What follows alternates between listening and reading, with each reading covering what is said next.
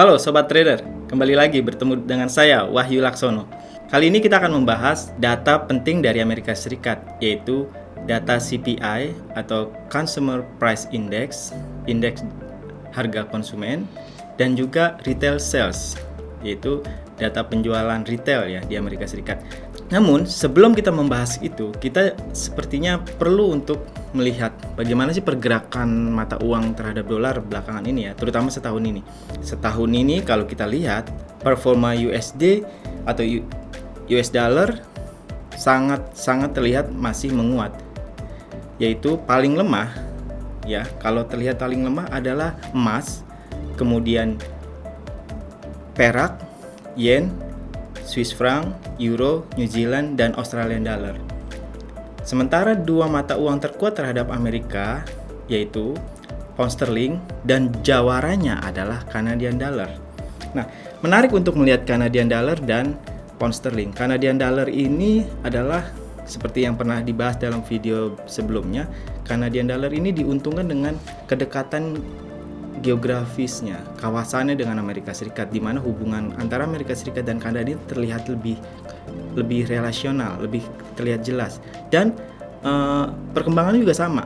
Angka COVID-nya bagus, vaksinnya bagus, ekonominya bagus, ancaman inflasi juga bagus. Bahkan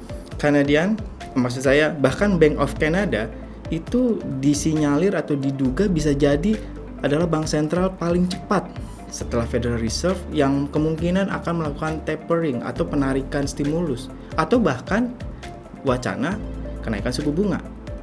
Jadi Canadian dollar ini memang terlihat sangat kuat, beda dengan mata uang lainnya, bahkan relatif berbeda dengan mata uang komoditas lainnya seperti New Zealand dollar yang paling lemah dan Australian dollar yang agak melemah. Sementara pound sterling, kita lihat pound sterling ini sebenarnya nasibnya harusnya mirip-mirip ya dengan Australia, maksud saya dengan Australian dollar, New Zealand dollar atau euro. Tapi pound sterling ini diuntungkan. Kenapa? Dengan kenaikan harga aset, kenaikan harga saham, inflasi dan risiko yang begitu kuat. Maksud saya aset risiko yang begitu kuat dengan ditandai dengan tadi kenaikan harga saham. Pound sterling ini diuntungkan. Jadi pound sterling menjadi aset yang dibutuhkan pada saat kenaikan harga saham dan harga-harga lainnya itu menguat. Dan yang paling penting adalah pound sterling ini juga diuntungkan oleh ekonominya. Ternyata pound sterling ini terlepas dari isu pandemi atau terlepas dari isu Brexit, dia mampu bangkit rebound ekonomi dan menjadi yang terkuat, salah satu yang terkuat dibanding Amerika dan Kanada. Dan kasus COVID-nya, di hari Minggu kemarin, data COVID di UK itu sangat-sangat jelas pelemahannya ya. Jadi di UK itu angka kematian COVID-nya turun drastis, yaitu hanya 7 orang, hanya 7 angka kematian, di mana Scotland dan Wales itu zero atau tidak ada sama sekali. Ini benar-benar penurunan yang sangat signifikan di UK, dan ini menandakan ada sinyal-sinyal bahwa herd immunity atau kekebalan kawanan di UK ini mulai muncul sama seperti di Amerika Serikat dan Kanada tadi, kebangkitan dari post pandemi ya. Jadi didukung oleh stimulus dan didukung oleh vaksin. Mereka nih negara-negara yang cukup bagus penanganan COVID-nya atau pandeminya dibanding Euro yang kemarin jelas ya AstraZeneca-nya masih perdebatan dipakai atau tidak gitu. Jadi UK adalah negara yang cukup baik penanganan ekonomi dan penanganan pandeminya, seiring juga dengan negara seperti Kanada dan Amerika Serikat. Begitu.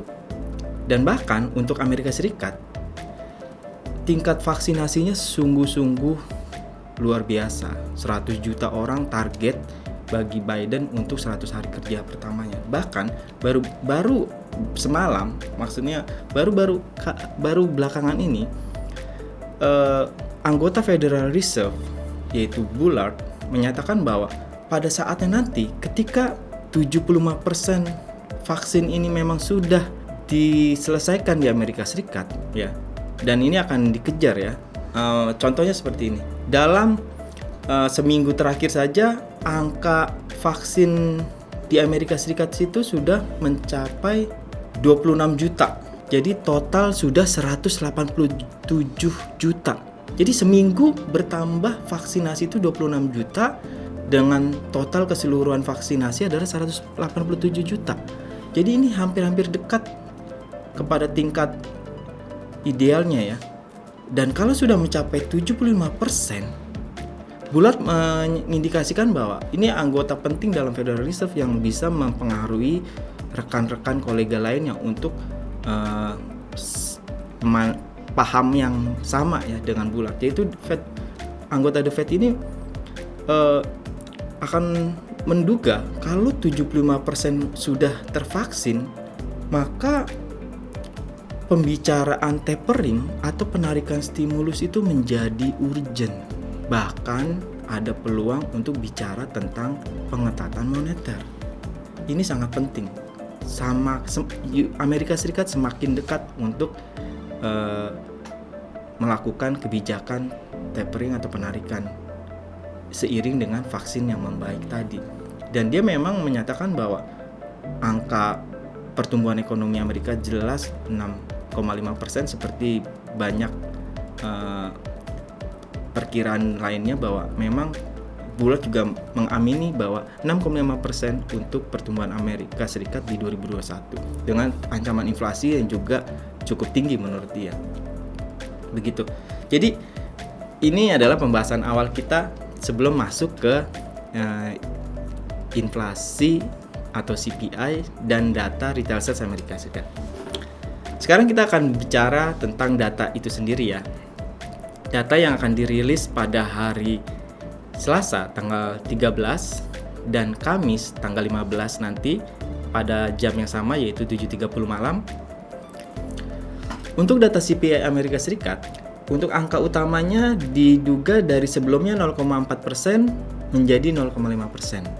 Sementara CPI intinya atau core CPI-nya adalah dari 0,1% menjadi 0,2%. Dan yang paling dilihat oleh market dan Bank Sentral Amerika Serikat adalah core CPI-nya dan turunan atau rincian-rincian dari core CPI tersebut ya. Sementara untuk data retail sales ini cukup luar biasa ya. Dari sebelumnya minus 3% untuk angka retail sales utamanya, itu dari minus 3% diduga menjadi 5,3%. Kenaikan yang sangat-sangat besar ya, dari minus 3 menjadi 5,3%. Sementara retail sales intinya atau core retail salesnya adalah dari minus 2,7% menjadi 4,7%. Itu juga sangat-sangat luar biasa. Jadi dalam minggu ini, ya ini yang sepertinya akan menjadi momentum US dollar.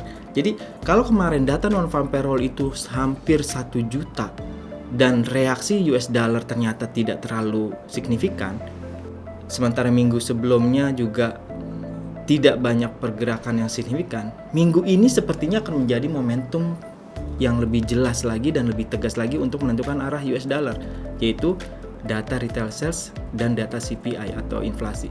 Karena kita lihat bahwa di bulan lalu data inflasi ini memang berhasil menekan US dollar dari performa yang begitu bagus. Lalu di awal Maret data non-farm payroll yang bagus pun tidak mampu menggerakkan banyak US dollar dan terkoreksi karena ternyata diduga dari 0,1 menjadi 0,2 kembali lagi menjadi 0,1. Itu yang menekan US dollar sementara beberapa hari, tapi kemudian US dollar tetap menguat. Nah, apakah ini yang membuat dolar pasca non-farm payroll memang sulit bergerak banyak, tidak terlalu signifikan? Jadi tarik menarik, kadang dia melemah terhadap euro, kadang dia menguat terhadap pound sterling gitu. Atau melemah terhadap pound sterling, sebaliknya menguat terhadap euro gitu. Jadi apakah ini data minggu ini yang paling sangat signifikan, yaitu CPI yang kembali diduga menjadi core-nya dari 0,1 menjadi 0,2. Apakah akan kembali seperti bulan lalu menjadi 0,1 dan dolar akhirnya akan semakin sulit menguat? Atau memang terbukti dari 0,1 menjadi 0,2 dengan data retail sales-nya juga bagus. Itu potensi yang bisa jadi akan mempertegas arah dolar berikutnya. Jadi untuk pergerakan harganya sendiri, belakangan ini mata uang lebih banyak, kalau sebelumnya bergerak tentang cup and handle, kali ini dalam daily candle-nya atau pergerakan hariannya, dari candle-nya, dari chart hariannya, itu lebih banyak bicara candle pattern, yaitu misalnya doji atau hammer atau hanging man. Nanti kita lihat, kita bahas dalam pembahasan berikut ini ya.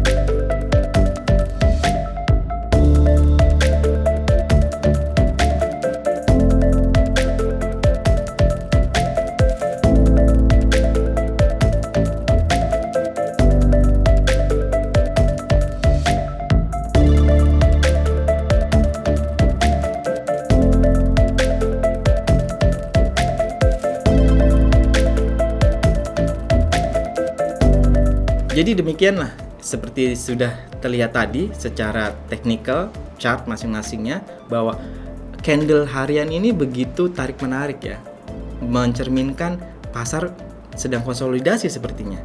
Dan inilah yang akan kita lihat, apakah pasca rilis data CPI dan retail sales dolar akan bergerak lebih signifikan lagi dan lebih jelas lagi. Apakah benar-benar koreksi sehingga kenaikan sejak beberapa bulan yang terakhir ini harus sementara terhenti, atau memang ternyata sudah selesai konsolidasi dan menguat tajam kembali melampaui tertinggi bulan atau awal April atau bulan Maret kemarin.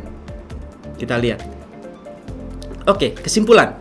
Untuk kesimpulan, pertama adalah data CPI dan retail sales akan menjadi penentu arah dolar selanjutnya. Jika data ini mengecewakan, jelas sepertinya peluang US dollar untuk melemah. Tetapi jika data tersebut, retail sales dan CPI-nya menguat, bahkan melebihi ekspektasi, maka sepertinya ini akan mengkonfirmasi penguatan dolar selanjutnya. Jadi data non-farm payroll yang sebelumnya begitu bagus dan kemudian dolar tertahan, maka dengan data CPI dan retail sales ini akan menjadi power momentum yang tambahan.